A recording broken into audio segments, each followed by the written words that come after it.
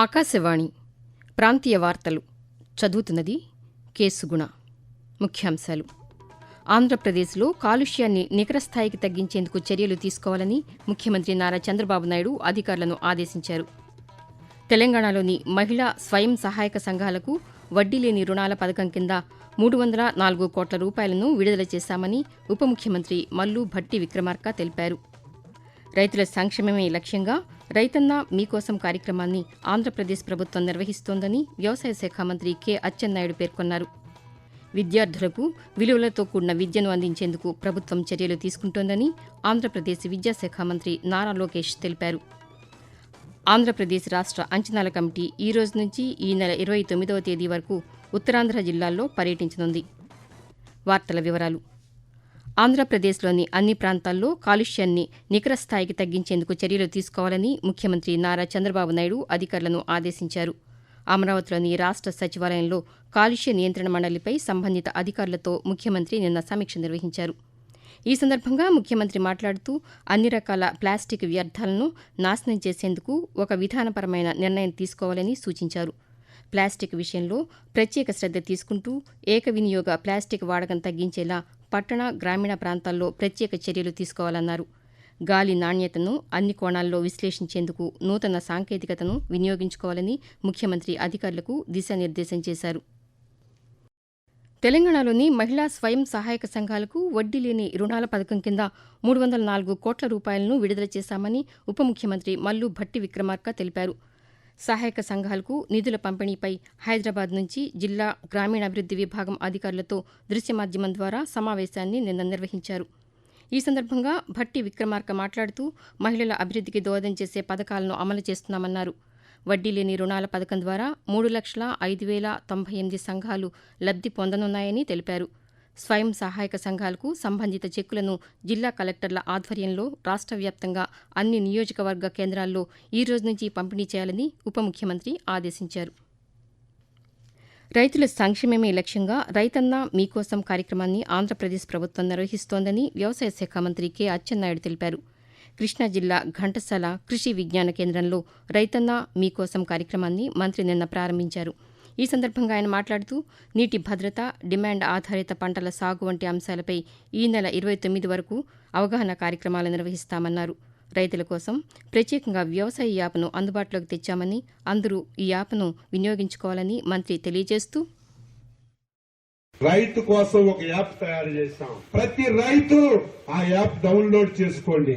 100% ఆ యాప్ ద్వారా సమస్యలన్నీ పరిష్కారం అవుతాయి. రేపు భవిష్యత్తులో ఏ పంట పెడితే మీకు గిట్టుబాటు ధర వస్తుంది, ఎప్పుడు ఎరువేయాలి, ఎంత ఎరువు కావాలి, ఇవన్నీ ఆ యాప్ ద్వారా చేసే కార్యక్రమం తీసుకుంటున్నాం. రాష్ట్ర ప్రభుత్వం రైతు కష్టాల్లో ఉన్నప్పుడు ఆర్థికంగా సహాయం చేయడం మా బాధ్యత.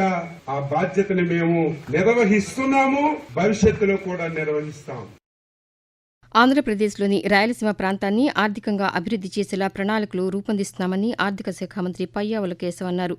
అమరావతిలోని రాష్ట్ర సచివాలయంలో రాయలసీమ ప్రాంత అభివృద్దిపై అధికారులతో మంత్రి నిన్న సమీక్ష నిర్వహించారు. ఈ సందర్భంగా ఆయన మాట్లాడుతూ పంటల సాగు నుంచి సంపద సృష్టి చేయవచ్చన్నారు. రాయలసీమ జిల్లాలలో పారిశ్రామిక అభివృద్దితో పాటు ఉద్యాన పంటల సాగు పెరగాలన్నారు. రైతులు అధిక దిగుబడులు సాధించేందుకు ఉద్యాన పంటలకు ప్రాధాన్యమిచ్చేలా చర్యలు తీసుకుంటున్నామని మంత్రి తెలిపారు. గోవాలో నిర్వహిస్తున్న 56వ అంతర్జాతీయ భారత చలనచిత్రోత్సవం ఇఫీలో భాగంగా ప్రపంచ సహకారం, సృజనాత్మక మార్పిడి, సినిమా ఆవిష్కరణల కోసం నిర్వహించిన వేవ్స్ ఫిల్మ్ బజార్ 2025 నిన్నటితో ముగిసింది. ఈ కార్యక్రమంలో ప్రపంచవ్యాప్తంగా ఉన్న చిత్ర నిర్మాతలు, ఔత్సాహిక సినిమా నిపుణులు పాల్గొని నూతనంగా ఉద్భవిస్తున్న చిత్ర సాంకేతికతను తెలిపే పలు ప్రాజెక్టులను ప్రదర్శించారు. వేవ్స్ ఫిల్మ్ బజార్ 20వ ఎడిషన్ను వచ్చే ఏడాది మరింత విస్తరిస్తామని films joint secretary Ajay Nagabhushan ప్రకటించారు. వేవ్స్ ఫిల్మ్ బజార్ ముగింపు వేడుకల్లో చిత్ర నిర్మాణం, స్క్రిప్ట్ అభివృద్ది, ఏఐ, ఫిల్మ్ విభాగాలలో ప్రతిభ కనబర్చిన వారికి అవార్డులను ప్రదానం చేశారు. విద్యార్థులకు విలువలతో కూడిన విద్యను అందించేందుకు ప్రభుత్వం చర్యలు తీసుకుంటోందని ఆంధ్రప్రదేశ్ విద్యాశాఖ మంత్రి నారా లోకేష్ పేర్కొన్నారు. విజయవాడ తుమ్మలపల్లి క్షేత్రీయ కళాక్షేత్రంలో విద్యాశాఖ ఆధ్వర్యంలో నిర్వహించిన విలువల విద్య సదస్సులో ప్రభుత్వ సలహాదారు చాగంటి కోటేశ్వరరావుతో కలిసి మంత్రి నిన్న పాల్గొన్నారు. పిల్లల్ని సరైన మార్గంలో పెట్టాల్సిన బాధ్యత ఉపాధ్యాయులపై ఉందన్నారు. ఇందుకు రాష్ట్రంలో ఒక తరగతి ఒక ఉపాధ్యాయుడు విధానాన్ని అమలు చేస్తున్నామని ఈ సందర్భంగా నారా లోకేష్ తెలియజేస్తూ 1 క్లాస్ 1 టీచర్ కూడా ఏకంగా 9,600 పాఠశాలలను మనం నియమించుకోవడం జరిగింది. 16,347 మంది ఉపాధ్యాయుల్ని మెగా డిఎస్సి ద్వారా 150 రోజుల్లో ఒక్క లిటిగేషన్ లేకుండా మనం నియమించుకోవడం జరిగింది. కేజీ నుంచి పీజీ వరకు కరికులం మొత్తం రీవ్యాంప్ చేస్తున్నాం. డాక్టర్ సర్వేపల్లి రాధాకృష్ణ గారి పేరుతో కిట్లు మీకు అందించాం. డొక్కా సీతమ్మ గారి పేరుతో మధ్యాహ్న భోజనం అందిస్తున్నాం. సాటర్డే ఏకంగా నో బ్యాక్ డేగా కూడా మేము నియమిస్తాం జరిగింది. ఎంతో మంది మహనీయులు ప్రభుత్వ పాఠశాల చదివి అద్భుతాలు సృష్టించిన వారు ఉన్నారు. మీ అందరిలో ఆ శక్తి ఉంది. తెలంగాణలో రాష్ట్ర ప్రభుత్వం చేపడుతున్న సాగునీటి ప్రాజెక్టులకు పర్యావరణ అనుమతులు మంజూరు చేయాలని రాష్ట్ర బీసీ సంక్షేమ శాఖ మంత్రి పొన్నం ప్రభాకర్ కేంద్ర పర్యావరణ అటవీశాఖ కార్యదర్శి తన్మయ్ కుమార్ను కోరారు. ఢిల్లీలో ఆయనను కలిసి నిన్న వినతిపత్రం సమర్పించారు.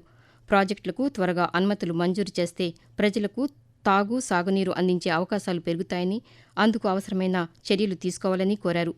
తన్మయ్ కుమార్ స్పందిస్తూ సుప్రీంకోర్టు ధర్మాసనం తీర్పు ఆధారంగా న్యాయ సలహాలు తీసుకుని ప్రాజెక్టులకు అనుమతులు మంజూరు చేస్తామని హామీ ఇచ్చారు. ఆకాశవాణి ప్రాంతీయ వార్తలు వింటున్నారు. ఆంధ్రప్రదేశ్ రాష్ట్ర అంచనాల కమిటీ ఈ రోజు నుంచి ఈ నెల 29వ తేదీ వరకు ఉత్తరాంధ్ర జిల్లాల్లో పర్యటించనుంది.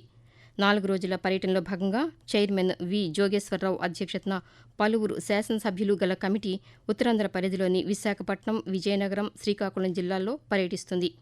ఈ సందర్భంగా 2020, 21, 22 ఆర్థిక సంవత్సరాల్లో జరిగిన అభివృద్ది పనులకు సంబంధించిన పలు అంశాలపై సమీక్షిస్తారు. ఈ రోజు విశాఖపట్నం, రేపు విజయనగరం, ఎల్లుండి శ్రీకాకుళంలో రాష్ట్ర అంచనాల కమిటీ బృందం పర్యటించనుంది. కేంద్ర ప్రభుత్వం తీసుకువచ్చిన నూతన కార్మిక చట్టాల పట్ల కార్మిక సంఘాలు హర్షం వ్యక్తం చేస్తున్నాయి.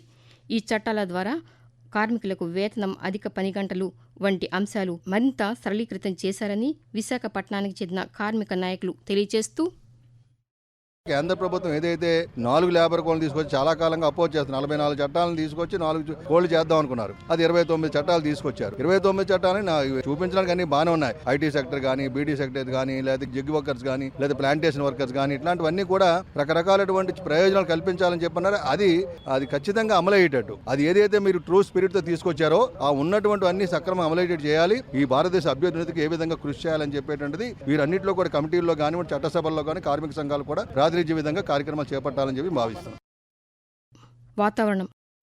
మలక్కా జలసంధి సమీపంలో తీవ్ర అల్పపీడనం కొనసాగుతోందని, ఇది పశ్చిమ వాయవ్య దిశగా కదులుతూ ఈరోజు వాయుగుండంగా బలపడుతుందని భారత వాతావరణ విభాగం తెలిపింది.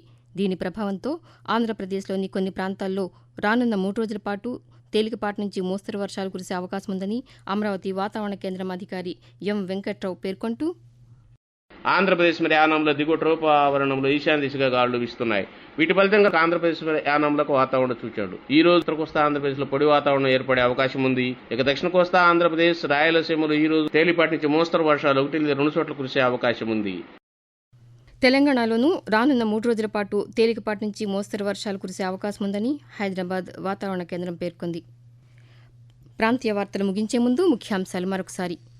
ఆంధ్రప్రదేశ్లో కాలుష్యాన్ని నికర స్థాయికి తగ్గించేందుకు చర్యలు తీసుకోవాలని ముఖ్యమంత్రి నారా చంద్రబాబు నాయుడు అధికారులను ఆదేశించారు. తెలంగాణలోని మహిళా స్వయం సహాయక సంఘాలకు వడ్డీ లేని రుణాల పథకం కింద 304 కోట్ల రూపాయలను విడుదల చేశామని ఉప ముఖ్యమంత్రి మల్లు భట్టి విక్రమార్క తెలిపారు.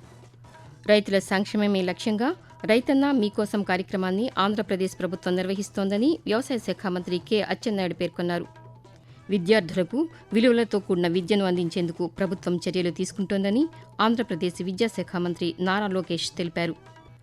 ఆంధ్రప్రదేశ్ రాష్ట్ర అంచనాల కమిటీ ఈ రోజు నుంచి ఈ నెల 29వ తేదీ వరకు ఉత్తరాంధ్ర జిల్లాల్లో పర్యటించనుంది.